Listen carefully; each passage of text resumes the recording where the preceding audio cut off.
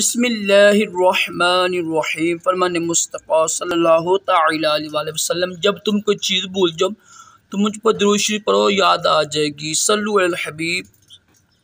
नमाज पढ़ना भी अजीम सुन्नत मुबारक राशिद अतारी नूरी दवाखाने की तरफ से। और आप देख रहे हैं मुजर्रब नुस्खे, एक बड़ा ही आसान सस्ता नुस्खा लेकर आया हूँ खूनी बवासीर के हवाले से।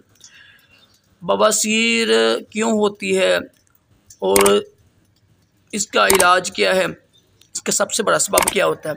देखिए, खूनी बवासीर में ना एक तो मस्से बन जाते हैं पखाने की जगह पर, और फिर बड़ी तकलीफ़ होती है, और फिर खून निकलता है जिससे जिस्म में कमज़ोरी और न चिड़चिड़ापन हो जाता है, थकावट हो जाती है।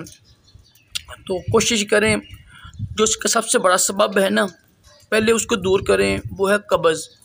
कब्ज़ के लिए अल्हम्दुलिल्लाह मेरे बेशुमार नुस्खे हैं। एक मौजूद ख़त्म है ना, कब्ज़ के 80 इलाज और नुस्खे, वो भी चेक कीजिएगा आप। फिर कब्ज़ के 5 इलाज, काफ़ी ज़्यादा मैंने वीडियो बनाई हुई है कब्ज़ के हवाले से। तो कोशिश करें कब्ज़ ना होने दिया करें, हर वो चीज़ जिससे कब्ज़ हो ना उससे बचें। ये नुस्खा जो है, इससे इंशाल्लाह खून रुकेगा। जब देखें ना कि खून ज़्यादा आ रहा हो ना, तब ये नुस्खा इस्तेमाल करना है आपने, क्योंकि ये खून को रोकता है। 2 सिर्फ अज्जा हैं और बड़े ही आसान है, आम मिल जाएगी पंसार स्टोर से, और बड़े ही मुजर्रब हैं, सस्ते भी मिलेंगे आपको। एक चीज़ है गिरू और संजराहत, ये दोनों हम वज़न लेके ना, संग जराहत भी कहते हैं इसको, बस सही लफ्ज़ संग जराहत है। गिरू संग जराहत लेके ना, हम वज़न लेके इसको पीस लीजिएगा।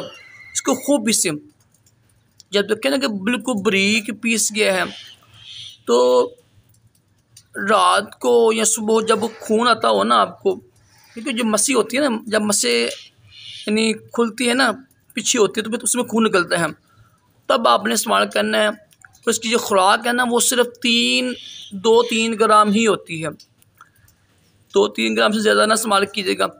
तो इंशाल्लाह खूनी बवासीर के लिए बेहतरीन चीज़ है, ये लाजमी इस्तेमाल कीजिएगा। अल्लाह पाक हम सब को तमाम जिस्मानी रूहानी बीमारियों से महफूज दोनों जहानों की बलाइयाँ अता करे। सल्लु अल हबीब सल्लल्लाहु अलैहि वसल्लम।